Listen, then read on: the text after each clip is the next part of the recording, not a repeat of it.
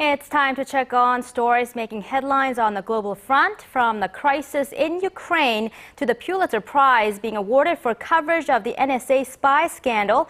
We go live to our Paul Lee at the News Center. Paul, let's head straight to Ukraine. Monday's deadline for the pro-Russian militants has passed without any action from Kiev, but it looks like Western powers are putting the pressure on Moscow. Well, efforts seem to be focused on finding a diplomatic solution, but it hasn't stopped tensions from ramping up. The Kremlin isn't budging, and those supporting Russia have occupied more buildings in eastern Ukraine. Our Connie Lee has more. The unrest continues in eastern Ukraine. The deadline for pro-Russian protesters to leave Ukraine came and went with no withdrawal.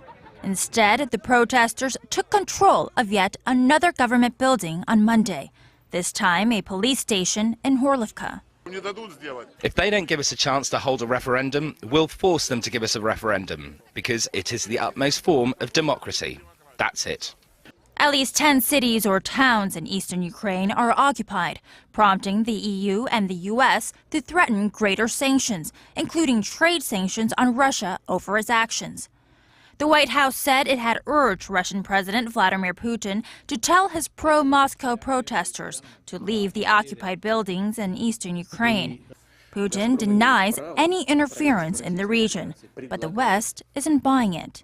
There can't really be any real doubt that this is something that has been planned and brought about by Russia.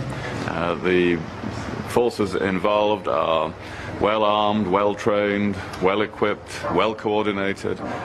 As fears of an all-out civil war increase in Kiev, leaders from the EU, US, Russia, and Ukraine were set to hold talks in Geneva on Thursday in hopes to finding a diplomatic solution.